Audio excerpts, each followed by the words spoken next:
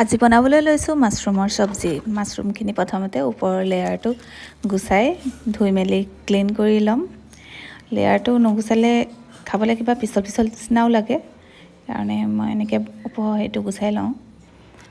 তাৰপিছত এতিয়া ধুই ল'ম মাছৰুমখিনি, মানে কিবা কোলা কোলা হেৰি লাগি থাকে ন এইবোৰ, আৰু এইখিনি বাকলিখিনি ভালদৰে আঁতৰাই ল'লোঁ।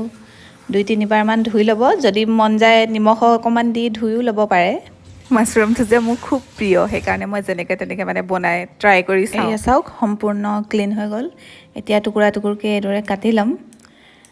গোটেইখিনি কাটি লৈ পেলাই হালধি, নিমখ আৰু কাশ্মীৰী মিৰ্চ পাউডাৰ অকণমান দি সানি থৈ দিম। আৰু এইখিনি গ্ৰাইণ্ডিং কৰি লৈছোঁ। এয়া পালেং অকণমান গ্ৰাইণ্ডিং কৰি লৈছোঁ দিবলৈ।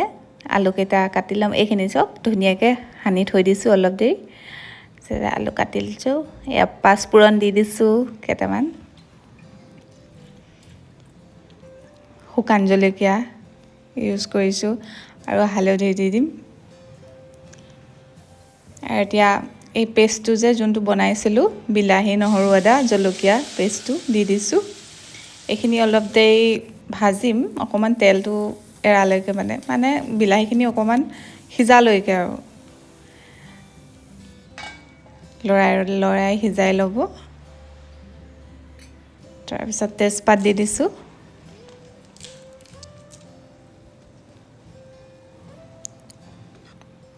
নিমখ দি দিছোঁ। কেইটামান মটৰ দি দিছোঁ। যেতিয়া বিলাহীখিনি অকণমান ভজাটো হৈছে, মানে মটৰকেইটাও ভাজি ল'ম আলুৰ সৈতে।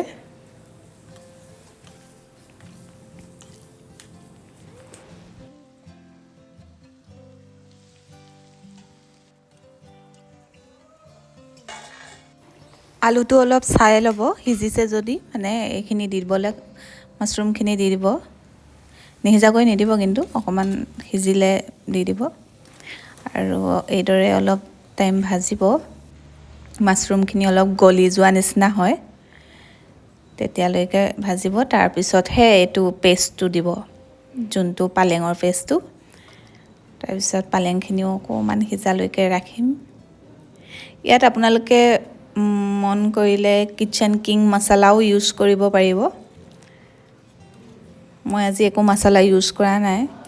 বেলেগ মছলা নিদিব, ইমান খাই ভাল নালাগে। যিহেতু নহৰু আদাই দিছোঁ আৰু জলকীয়া অলপ হ'লে মই ভাল পাওঁ, জলকীয়াটো এনেও বেছিয়ে খাওঁ মই। এয়া আমাৰ ৰেডি হৈ গ'ল।